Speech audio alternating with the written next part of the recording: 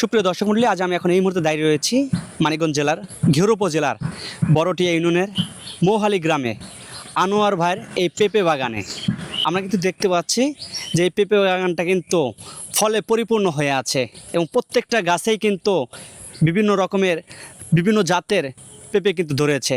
ইনি কিভাবে শুরু করেছে, কেন এই পেশায় তিনি আসলেন, সেই বিষয়ে আমরা জানবো।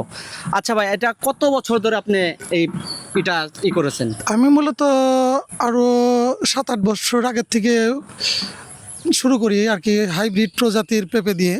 কিন্তু ওই জাতগুলা দেখা যায় যে অনেক সময় রোগ বিধিতে বেশি নষ্ট হয়ে যায়, গাছগুলোর টেকসই হয় না। তার পরবর্তীতে আমি আমাদের মানিকগঞ্জের সিঙ্গারের যে শাহি জাতের পেঁপে, আমি এই শাহি জাতটা সংগ্রহ করি এবং ওই জাত থেকে নিজেই বীজ তৈরি করে আমি আজকে এই পেঁপের বাগানটা করতেছি কয়েক বছর যাবত। এবং মার্শাল্লাহ, আল্লাহর রহমতে এই জাতের বেশ ফলনটা ভালো এবং গাছটাও রোগবালাই থেকে অনেকটাই টেকসই বেশি।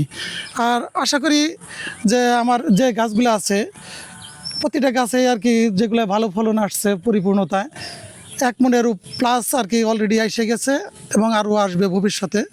এবং আমি এর থেকে আর কি হয়তো আল্লাহর রহমতে লাভবান হবো, এটাই প্রত্যাশা।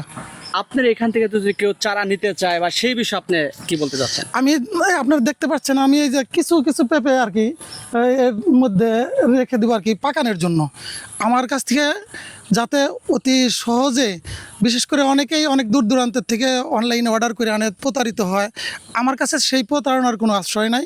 আমি নিজে চারা তৈরি করি এবং আমার এলাকাবাসী কি পার্শ্ববর্তী যারা ইচ্ছা হয় তারা নেয়, এবং কেউ বলতে পারবো না যে কোনো উল্টাপাল্টা প্রজাতি দেওয়া।